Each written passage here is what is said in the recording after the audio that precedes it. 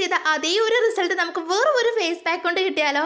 കൊള്ളാലേ. അപ്പോൾ ഇന്നത്തെ വീഡിയോ വന്നിട്ട് നമ്മൾ നോക്കാൻ വേണ്ടി പോകുന്ന കിടിലം റിസൾട്ട് തരുന്ന ഒരു ഫേസ് പാക്ക് ആണ് കേട്ടോ. അതും നമ്മുടെ വീട്ടിലുള്ള ഇൻഗ്രീഡിയൻസ് മാത്രമാണ് ഈ ഒരു ഫേസ് പാക്കിനായിട്ട് നമ്മൾ യൂസ് ചെയ്യുന്നത്.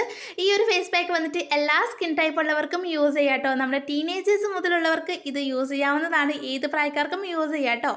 അപ്പോൾ ഈ ഒരു ഫേസ് പാക്ക് നമുക്ക് എങ്ങനെ ഉണ്ടാക്കാൻ നോക്കാം കേട്ടോ. അപ്പോൾ ഫസ്റ്റ് ആയിട്ട് ഇതിന് വേണ്ടത് കടലമാവാണ്. അതിനുശേഷം അതേ അളവിൽ നമുക്ക് ഗോതമ്പ് പൊടി എടുക്കാം. ശേഷം 2-3 ഡ്രോപ്പ് നമുക്ക് ലെമൺ ജ്യൂസ് ആഡ് ചെയ്ത് കൊടുക്കാം. കുറച്ച് കസ്തൂരി മഞ്ഞൾ പൊടി ഇടാം.